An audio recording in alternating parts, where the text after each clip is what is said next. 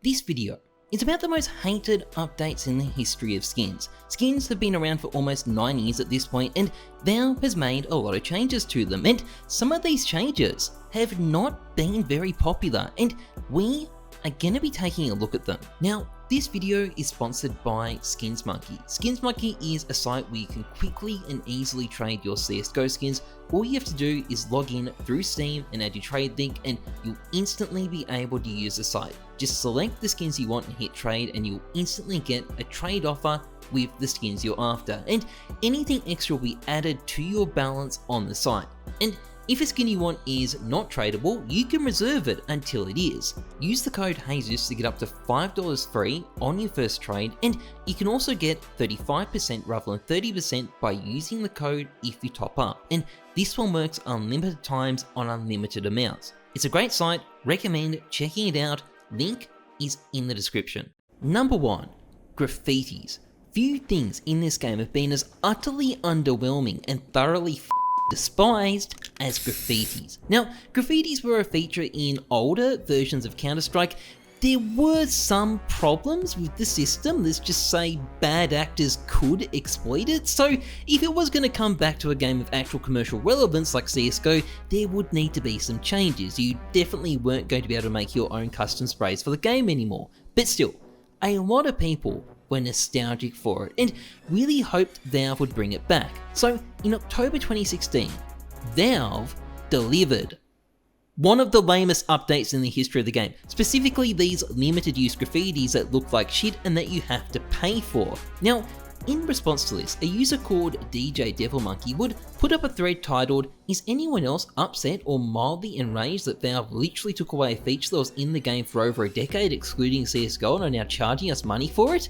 Pretty reasonable title, but as it turned out, the community wasn't mildly enraged, they were furious. Reddit unloaded their vitriol on Valve. People were angry, people were pissed off, and the outrage would spread to the gaming media. There were news articles about this, and there were also people making YouTube videos on it. Now, like all Reddit threads, this one would eventually be taken over by a bunch of people who take themselves way too seriously going on these super cringy rants. The highlight is probably this guy who tried to convince people that graffitis are part of some sinister psyop by Valve and proof the company is utterly consumed by greed. Remember, graffitis are something that mostly drop for free in matchmaking and are then sold by other players on the Steam market for 3 to 4 cents. That's not exactly horse armor, it's not that sinister, but this was kind of a common theme here of a lot of the comments actually. People were declaring that you shouldn't buy graffitis to teach Valve a lesson, but the problem is, Valve were never seriously trying to monetize them. There's only been a handful of graffiti boxes ever released, and they're pretty cheap too. The other graffitis all drop for free. I mean, how are you going to punish Valve financially for this when they're not seriously trying to make money on it? Like, the real money's in cases. This is chump change to them. Graffitis weren't some terrible evil attempt at adding microtransactions to the game. They were just a shitty update that really sucked. And that's why today, they've gone from being a crappy feature that everybody hated to a crappy feature no one cares about. Now, ultimately I think the problem that graffitis had was that they were only really interesting when you could add custom artwork, and obviously Valve can't let you do that in CSGO because there'd be hentai everywhere, and an option to toggle it off, even if it's set to on by default, won't fix that. You can just imagine the Kotaku articles, and as a result, graffitis were basically doomed from day one to be lame pieces of shit that no one cares about. Well, lame pieces of shit with a small price tag. So it's not much of a surprise that people are disappointed. Number 2, gloves. I love gloves. Most people love gloves. They're really cool, or at least I think they are, and I am the one who's making this video, so it's my opinion that matters. But gloves definitely weren't loved when they were first added to the game. In fact, generally speaking, there were 2 reactions. One of them was meh, and the other one was, oh my god, Valve are scamming us. You see, funnily enough, people had been asking for gloves before they were even released. Initially the concept was based more around team gloves, something that I still think is a pretty cool idea, although unfortunately I don't think it's ever going to happen, and based on that, you might have thought people would be happy when gloves finally dropped. But of course, they weren't. You see, when the idea first came up, the public kind of assumed that these things would be affordable, not extremely rare special items that cost $1,000 on average to unbox. So when they were actually released, there was a fair bit of anger. Reddit burnt with an intense, fiery rage. This thread here in particular was the focal point of the community's fury. Lots and lots and lots of people started accusing Valve of being greedy and saying it was ridiculous that the gloves weren't cheap, and the outrage did not stop there. Other people started crying blue murder over the fact that the gloves had different conditions too. Apparently that was a big scam or something. There was another massively upvoted thread full of people molding at the horror of wear values on gloves, and this is actually a good place to start because every single person who complained that the gloves have wear values is delusional. Skins in this game have wear values. That is their defining characteristic. It is what makes CSGO skins something special compared to other games because they have that extra dimension to them, and it's one of the reasons they've been so successful. If you wanted to ruin gloves, make it so they all look like they just came out of the toy store. But the complaint about price is a bit more reasonable. Obviously there is no correct rarity for gloves, it is up to the person setting it up, and people aren't objectively wrong to want them cheaper.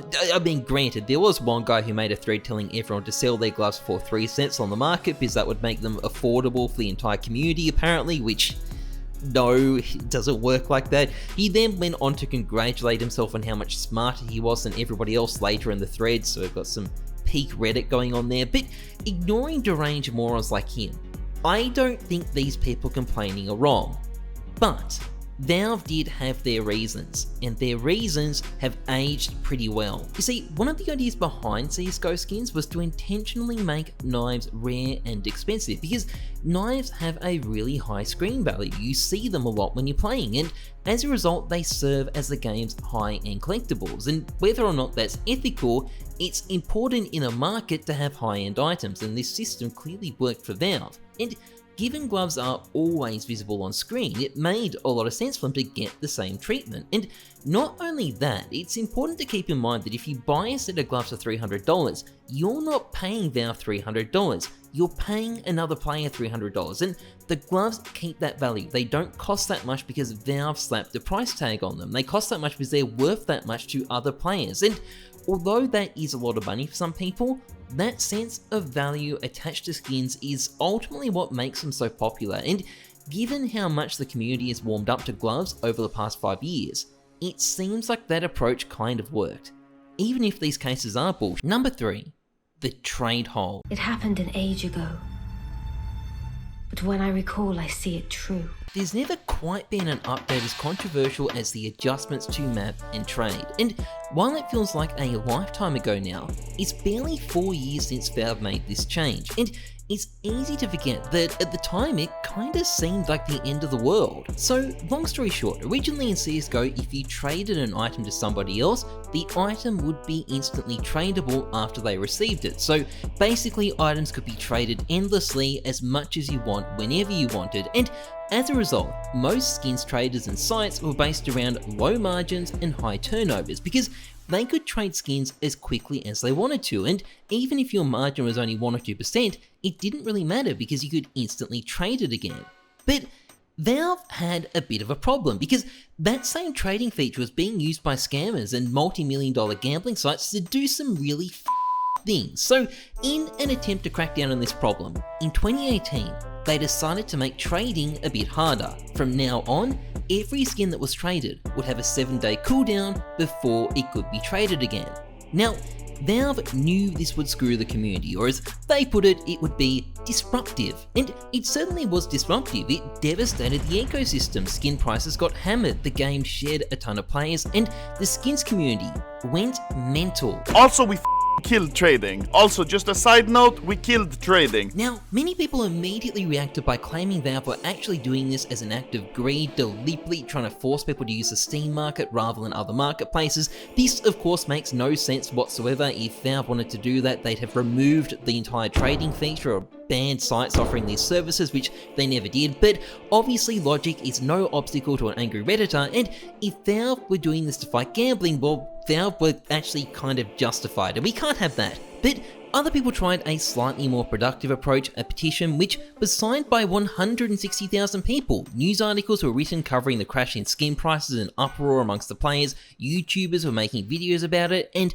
Valve dug their foot in and said no, we are not changing it, it's done what it's meant to do and it's here to stay. Traders need to suck it up and move on. And in response, the community sucked it up and moved on. Traders adapted, sites adapted, the scene recovered, and after a few updates, things ended up being bigger and better than ever before. The game went from seemingly being on its deathbed to a new golden age within less than a year, which is incredibly impressive. Now, I still don't think Valve were necessarily right to add the trade hold. While the community adjusted to the new reality, so did scammers and gambling sites, and to this day, they are both still extremely prevalent. So, it is debatable whether the trade hold actually did what it was meant to do, but it's also clear it's not going away, and my opinions on it really don't matter at all. And with that, we're at the end of the video. If you enjoyed it, please like, comment, and subscribe, massively appreciated. Otherwise, trust the numbers, not your guts. I'm Heyzeus, thanks for watching, see ya.